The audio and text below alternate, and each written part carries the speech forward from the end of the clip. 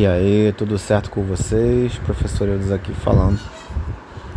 O assunto de hoje de química é polaridade, mais precisamente polaridade das substâncias, das moléculas. Só que antes da polaridade das substâncias é necessário entender a polaridade das ligações.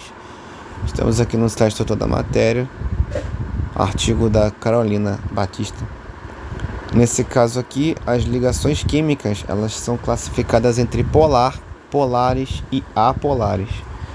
E a diferença entre essas classificações depende da diferença de eletronegatividade entre os átomos contidos na ligação, certo? E aí, como uma molécula é formada de vários átomos e várias ligações, de acordo com a distribuição espacial das ligações, a gente define se a molécula em si ela é polar ou não. Bom, a ideia principal em relação à ligação polar é a atração do par de elétrons da ligação.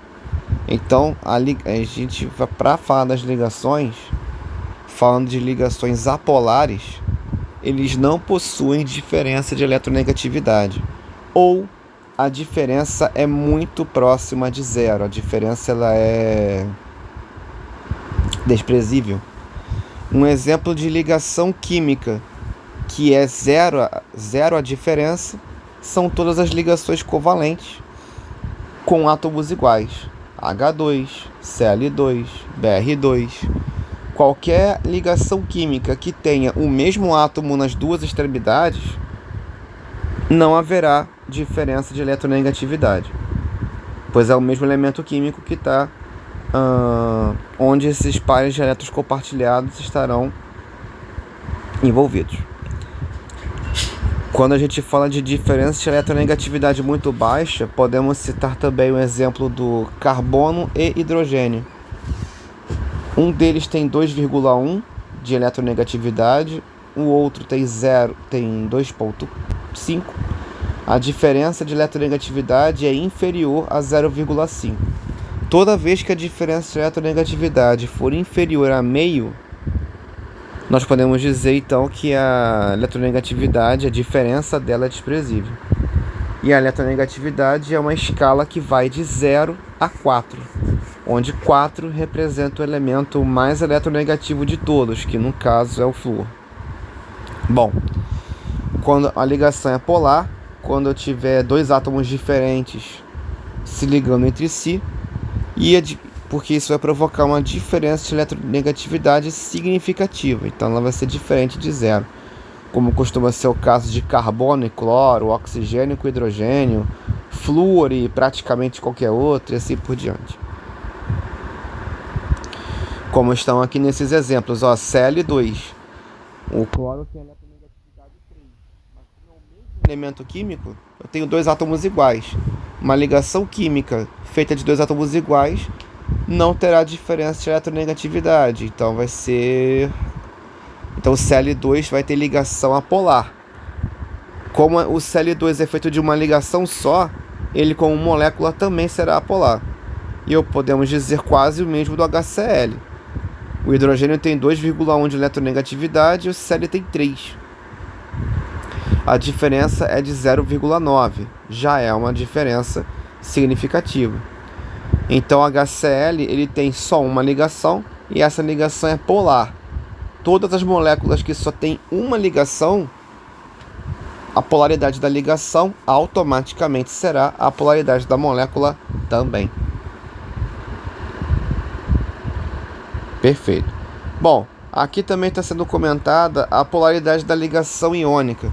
A ligação iônica é a que possui a maior, se comparar com a covalente, a ligação iônica ela tem maior diferença de eletronegatividade. E isso se dá porque a ligação iônica é formada entre metais e ametais. E os metais, eles são doadores de elétrons, por definição. Então, eles têm eletronegatividade baixa. A ideia da eletronegatividade é a capacidade de absorver elétrons provenientes obtidos das ligações. Isto quer dizer que, como os metais são doadores de elétrons, eles não tendem a ficar com esses elétrons quando a ligação é rompida, tecnicamente. Então, os metais eles têm outra característica, que é a eletropositividade, que é a tendência de não ficar com esses elétrons.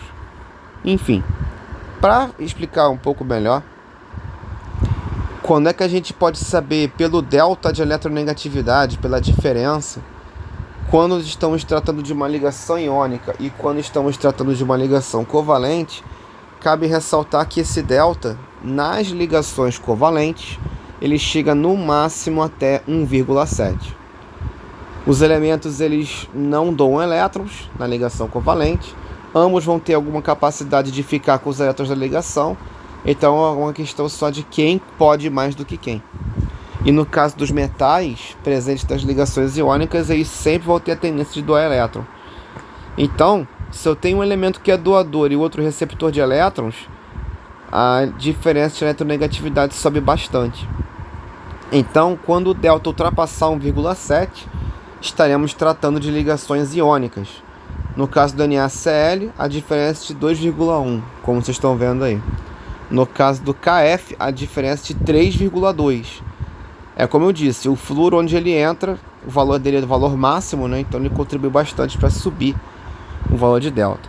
Então, basicamente, tem que prestar atenção nisso. Outra coisa a se comentar é que toda ligação iônica é polar, sempre, tá? A ligação iônica, ela possui cargas oficiais, cargas formais, como se diz, porque os metais sempre formam cátion, os ametais sempre formam ânion, e é essa atração entre cargas opostas que faz com que os elétrons, que os elementos se unam, formando a ligação iônica. Então, ligação polar e apolar, essa situação vai ocorrer na ligação covalente. Na ligação iônica, só tem polar. Ponto. Na ligação covalente, ela pode ser polar ou apolar. Na prática, se tivermos átomos de um mesmo elemento químico na ligação, ela vai ser apolar. E vai ser polar quando tivermos elementos químicos diferentes ou, né, que possuam eletronegatividades diferentes. Beleza, então. Muito bem. Visto isso, então, agora vamos à polaridade das moléculas. Então, a polaridade das ligações depende fundamentalmente de quais elementos estão formando a ligação em si. A polaridade das moléculas vai depender de alguns critérios. O primeiro critério para saber se uma molécula é polar ou não é se os átomos que estão envolvidos têm diferença de eletronegatividade, ou seja, se as ligações individualmente são polares ou não, e a geometria molecular discutida em outra aula já anterior. Então, vamos lá. Então, a polaridade de uma ligação, ela está relacionada com a distribuição das ligações dos elétrons ao redor dos átomos. Então, se a distribuição dessas ligações for simétrica, a molécula será polar. E se for assimétrica, será polar. Ou seja, se você distribuir essas ligações de maneira simétrica, como faz um tetraedro, por exemplo, vamos ter sim moléculas apolares, mesmo que a ligação originalmente seja polar. E assimétrico vai ser polar, então, esse tratamento. Bom, no caso aqui diz que a polaridade das moléculas pode ser percebida quando a substância é submetida a um campo elétrico. Se as moléculas forem atraídas pelo campo elétrico, elas são polares. Caso contrário, são apolares. É um experimento externo para se testar. Então, vamos lá. O primeiro critério aqui seria a eletronegatividade entre os átomos, que já foi discutido, vou só repassar rapidamente. Então, só vamos tomar um certo cuidado aqui, de novo, com as moléculas entre átomos dos mesmos elementos químicos. Ou seja, O2, H2, N2, Cl2, P4, S8 vão ser sempre apolares. Nesse caso, só toma cuidado com o ozônio, que é uma exceção. O ozônio tem um número ímpar de átomos de oxigênio, geralmente para a gente conseguir chamar de ligação apolar dessas ligações simples, nós temos elementos pares de átomos para que as ligações elas se projetem simetricamente. Ou seja, uma para a direita e uma para a esquerda, uma para cima e uma para baixo, para poder ficar simétrico. Só que essa simetria não vai acontecer com o ozônio porque justamente são 3. Beleza? Se a molécula for formada, molécula diatômica, né? No caso, estamos falando de moléculas de substância simples. E se for substância composta, temos uma molécula diatômica, formada por elementos de eletronegatividade diferentes. Então a molécula vai ser polar. Se só tiver 2 átomos e for igual, apolar. Se for diferente, polar. E aqui no caso a geometria da molécula, ela interfere sim. Porque de acordo com a geometria, haverá a distribuição dessas ligações. E aí se a distribuição for simétrica, nós poderíamos ter uma molécula apolar, como é o caso do gás carbônico, do CO2 aqui. Porque o CO2 ele é uma molécula linear. E aí o que acontece? No caso, o carbono ele gasta todos os seus elétrons nas ligações covalentes. Então ele fica de centro da molécula, mas ele não tem elétrons para forçar outra geometria, que seria angular. E ele sendo linear, o oxigênio ele é o polo negativo parcial, ou carga parcial negativa. Porque o oxigênio ele consegue atrair os elétrons da ligação mais perto dele, mais para si. Então o que acontece com o oxigênio é que ele fica atraindo parte dos elétrons para si, para a direita, e o da esquerda faz a mesma coisa. Então nós podemos dizer que vai existir um momento dipolar, ou vetor dipolar. São setas que apontam na direção do elemento mais eletronegativo, como está aparecendo aqui embaixo, como está aparecendo aqui embaixo à esquerda.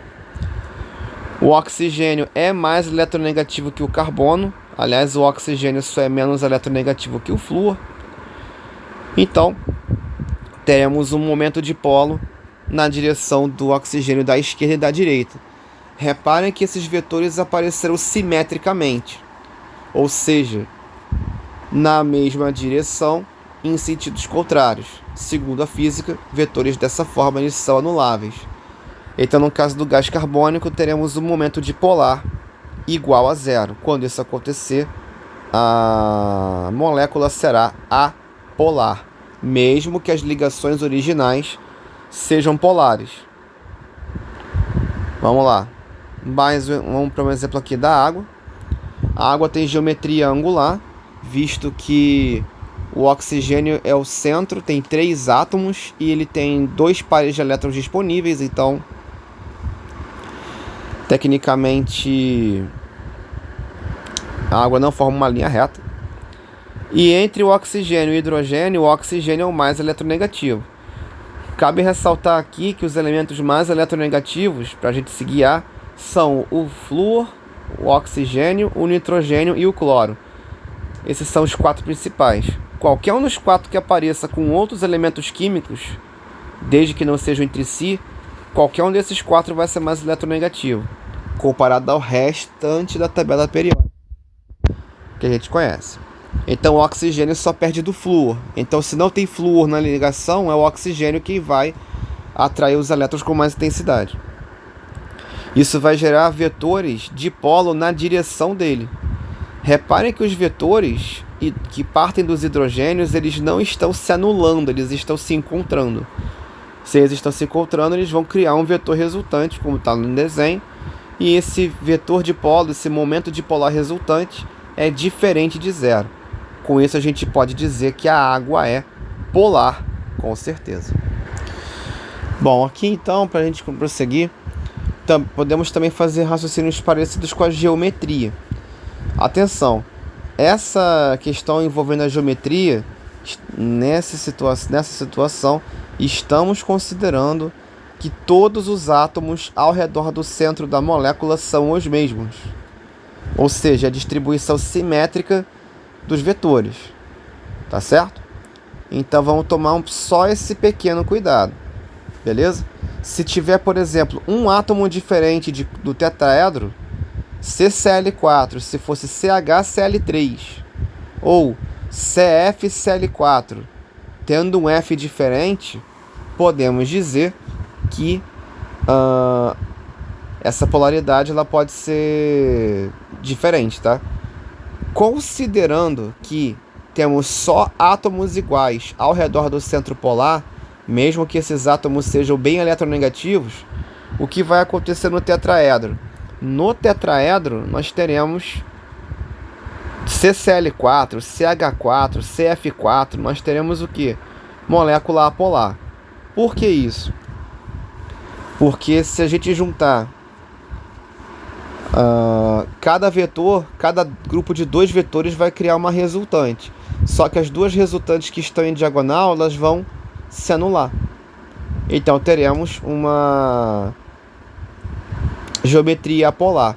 Com isso podemos dizer que todo tetraedro, toda molécula de geometria tetraédrica que tenha 4 átomos iguais ao redor do centro, ao redor do carbono ou do silício, será apolar.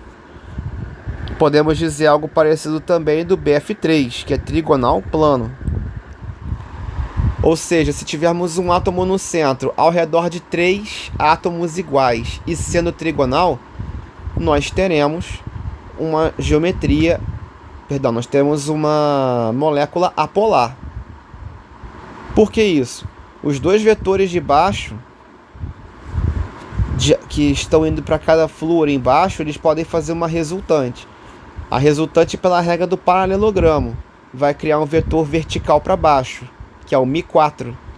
Só que o Mi4 cancela com o Mi1. E aí não sobra vetor nenhum. Então, com esse experimento, a gente pode dizer que toda molécula trigonal plana que tenha 3 átomos iguais ao redor de um centro será apolar.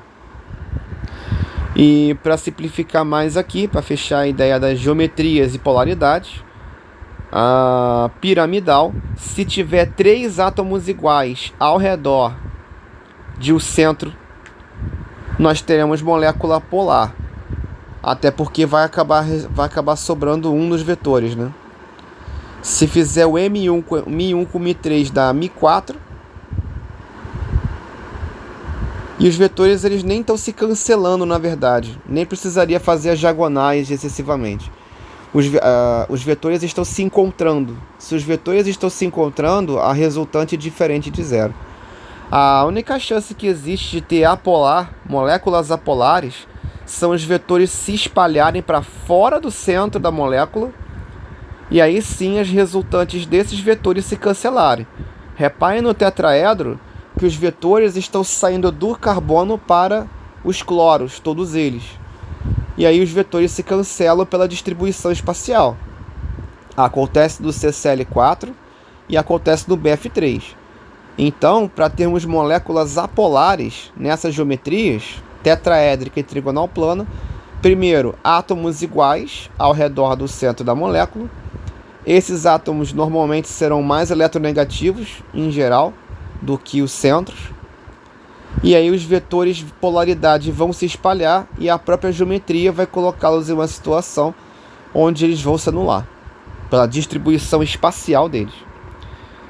Com o BF3 a mesma coisa. Na piramidal isso não acontecerá, porque na geometria piramidal muitas vezes aparece o nitrogênio. E o nitrogênio é um dos elementos mais eletronegativos que tem. Ele é o terceiro elemento mais eletronegativo da tabela inteira. Então ele vai acumular os vetores para si. Se os vetores se encontram, se os vetores vão na direção do centro, vamos ter uma molécula polar. E mesmo que os vetores venham para fora do centro, vai sobrar um vetor ainda. Então a geometria piramidal ela privilegia a a polaridade. Então, falando rapidamente das geometrias principais. Geometria linear pode ser polar ou apolar, depende só da ligação química que está ali, porque geometrias lineares de dois átomos só tem uma ligação, então a polaridade da ligação será a polaridade da molécula. Se for uma geometria linear com 3 átomos, aí vai depender da distribuição espacial dos vetores. Se os vetores forem para fora do centro, vai ser apolar. E se for para o centro, é polar. E nas geometrias angulares, sendo o centro eletronegativo, vai ser polar. E essas últimas 3 aqui eu já acabei de fazer um comentário. Então, galera, esse foi o vídeo de hoje. Um abraço para todos vocês e ótimos estudos.